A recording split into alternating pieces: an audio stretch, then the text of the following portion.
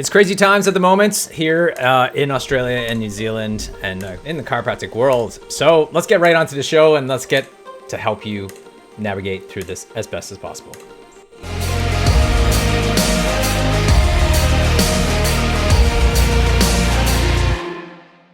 Hey there, it's Laurence Tham here, your chiro coach. But man, has it been a crazy couple of weeks? And I just thought I'd been helping clients a lot and through this navigate through these mandates that are crawling across each state here in Australia.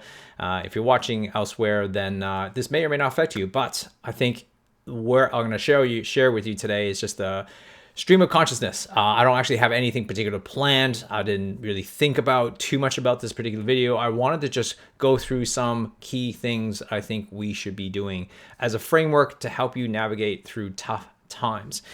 In Australia at the moment, just to kind of set the context, and New Zealand, there's mandates that are coming down from each state, so stating that chiropractors or health practitioners, not just health chiropractors, teachers, policemen, nurses and paramedics and so on and so forth, are now being forced to vaccinate by within a certain time, I think within the next month. Otherwise, they will lose their jobs or cannot practice or face severe fines. So listen, I don't want to necessarily comment. I don't have anything to particularly say about what you should or shouldn't do, but I would love to kind of give you some framework to help you navigate through these times, because at the end of the day, this is a choice that we all have to make, a decision that all of you have to face. But I want to make sure that you are also making a choice that is best for you, given your situation of where you are and where you want to be. And so one of the things that has come up for me to navigate through tough decisions is that one of the things I've learned is never to make a decision when you're when you're highly emotional or in an emotional state. Because when you make decision in a highly emotional state, you actually lose perspective and you're actually doing things, and in my experience, I've always regretted it. And so what I tend to do is that I try to, number one, this is just something I learned over time, is number one, always take as long as I possibly need to make any decisions possible, and until the variable changes. So I'll use an example that is outside of this context. So for example, if I'm buying a house or buying an art or buying something, right? And if I'm the only buyer, I'm going to take as long as I need to buy whatever, right? Why would I rush into this? Why would I make a rush decision if no one else is, stepping up to buy a particular thing? And the only thing is that the seller is one who's trying to force me to buy. Well, the reality is that until the variable changes, I'm going to take as long as I need and do all my due diligence. And that's exactly what I think you should do. Yes, these mandates and all these things are coming down the pipelines, but we got to slow it down. We got to slow things down, right? So going back to my example, when a second buyer comes into play, variable changes, right? So now your timeline now is shortened. Now you're going to have to make a decision a little faster. But until that time comes, I'm going to take as long as I need, because I want to do all my due diligence to make sure the decision I'm making is the right decision, especially for big ideas or big decisions. So when it comes to things that are going on, I'm not saying there's no pressure here. I'm not saying that at all, but you've got to learn to slow it down. And this is why a lot of people are suggesting to tell you to breathe and to calm down. And the reason why is not because they're, patronizing you, or they're not saying to downplay the problem that you're facing in the ideal, but you got to we got to learn to slow things down, because if we don't slow it down, your brain's going a mile a minute and you have all these information that's coming at you, you don't know how to process that. So my really high recommendation is to really slow things down. And how you slow things down is not to rush through the decisions and not to rush through. And you got to bring your emotional level down to a place where you can actually make conscious decisions that is the benefit to move you forward. That's just my recommendation when it comes down to that. So the variables, yes, there's all these laws or mandates or there's coming down and there's dates given, sure, great. But there's a lot of things happening behind the scenes, and I'll do everything possible to delay my decision until the very, very last moment when there is no other decision to make. And at that point, then you may need to make a decision left one way or the other. But in the meantime, what you can do, rather than agonizing over the decision, what you could be doing is to look at all the variable options that are available to you. I think that's really important. If you only have one way, that's an ultimatum. That's not a decision. When you have two options, that's a dilemma. And I typically try to stay away from dilemmas or ultimatums. I try to create a third option or more, because now you actually have an option. When there's three or more, you actually have a choice. And I like to kind of create situations. This is why it's so important to slow things down. Because when you're in a high emotional state, you think that, well, that's it. It's only this or that. Or it's only this way, and that there's no other way out. Well, there's no way you're going to solve a problem when you're in a highly emotional state. So this is why I'm suggesting is for all of us to down, who's in this situation, to calm down, slow it down a little bit, and let's look at all the options available. Because if you say, well, there's no other option, have you actually looked at everything? Have you actually looked at every single possible thing? Because if you haven't, I think it's wise enough to make sure to go and search out for those information. At this point, I think it's really important to kind of find the pulse of what's going on and find the people that are doing really, really great work. We can't be an expert at everything. You got your patience to serve. You got your practice to run and your business to run. You kind of need to do both of those things while you do this. It's like a third job, right?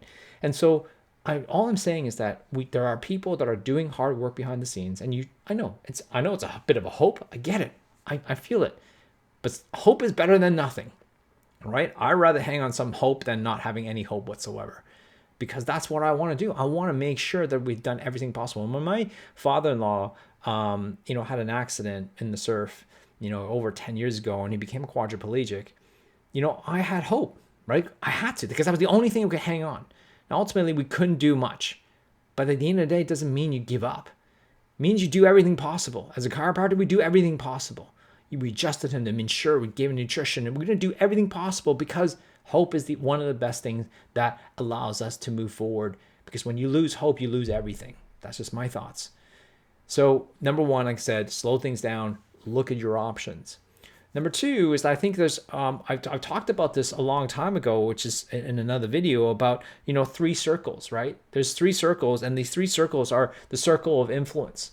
And there's the circle of influence, circle of control, and the circle of non-control. And what I mean by circle of non-control is that those are the things that are really, theoretically, you have nothing to do. Like, you literally can't do anything about it. It's just happening to you. And those things, unfortunately, we cannot necessarily do those things and help you through those matters. So therefore, what we got to do is we got to focus on what can we control. When you focus on things that are non-control, that's not a great idea. And I'm going to try to pull this up here if you can. Actually, I've drawn this before, and so let me just pull it up here and see if I can pop it up. So you can kind of see here is that there is the circle of non-control, like the weather, these lockdowns, these mandates. We have no control over that, right? But there's circle of influence. And the circle of influence are things that we have influence on, but we don't have total control. And then circle of control are everything that we can do, things that we actually have whatever food I want to put in my mouth, the exercise that I want to do, where I want to go. Look, those are certain things that are in control. Influence are things like, your sales and your marketing, and maybe like, sending letters to politicians. Some are big influence, some of them are very little influence. But the whole point of the matter here is to recognize like which 3, what are the things that you need to be worried about? Well, the thing is, the circle of non-control is that those are the things you have no control whatsoever, which means that you need to be aware of them, right? But don't focus on them. What you got to be focused on is you want to advance those things that are in your circle of influence, which means you want to do the things, you want to move things forward if you can literally create some influence. And lastly, you want to take action on the things you actually have control over. And so my thoughts around this is so important here is that there's a ton of things that you could be doing right now, right? There's a ton of things that you can be actioning. There's certain things that you can be maybe preparing yourself, preparing your business, preparing your patients, preparing your family. There's so many things you can do. But when there's uncertainty in front of you and the ambiguity that's in front of you, that causes you to stand still like quicksand. You never want to be in quicksand. The more you stay still, the harder it actually is. And you don't want to give up because it would just suck you in. What I'm suggesting is you take action on anything. Take action on something small. Take something that's within your control and start moving towards that and advance those circle of influence. And what you can do is you have every possibility to do those things every single day. And it's so important to do that. Why? Because you can. Because that's the only thing that's moving you forward in life. You got to gain that perspective. You got to take some action. Small actions will move forward. It may not be the actions you want to take. I get it. I feel for you. I get it. My clients are all going through the same thing. It sucks. But it doesn't mean you stop. You still continue doing things until there is no other choice. Some people are willing to face the consequences, whatever consequence they may come down, and fight for those rights. Some people are not. No one's going to judge you. Well, I'm not going to judge you. Whatever decision you move forward, it's about you. Are you going to be okay with that? Can you live with yourself? You want to make sure you live a life with no regret. That's the most important thing. Whatever decision you decide to move from here on in any decision, you have to be okay with it. This is why I'm suggesting to slow things down so that you make the right call for you and your family. That is the most important thing. I have no judgment for anybody making any particular decision, and nor should you. This is really about what you can do for yourself. This is a personal decision, and all of us have different risk tolerance. Some people are risk averse, and people are risk takers, and there's everyone in the middle. This has stopped being like everybody else. You need to make a decision for what's right for you in your circumstances. That's the most important thing. I can collect and listen to what everybody says, but at the end of the day, no one's going to tell you what to do. You're going to have to make that decision on your own. But it doesn't mean you don't gather information. Gather the information. This is the time to do it. And then slow it down so that you can make the right call for yourself. Like I said, this video is just a stream of consciousness. I hope this has been helpful for you to help you move forward. Take this framework and allow you to move forward to other decisions in life. If there's any way I can support you in any way, I'm here for you, for you as best as I possibly can. Go join the CDC, for example, which is the Chiropractic Defense Council. They have webinars all the time. Keep up to date what's going on. Join their Telegram. That's a group, an organization I support at the moment because I feel like they are our best course of action. And I feel like, you want to put your bets on the best people that can support you. Will they succeed? I have no idea. None of us have a crystal ball, but I do say that you need to be aware, but in order for you to make the best decision possible for you and your family, it's to basically slow it down and make a decision with as little emotion as possible. I hope this helps you in some way. Pass it on to others who may need to hear this. Reach out if you need help. Talk to you soon.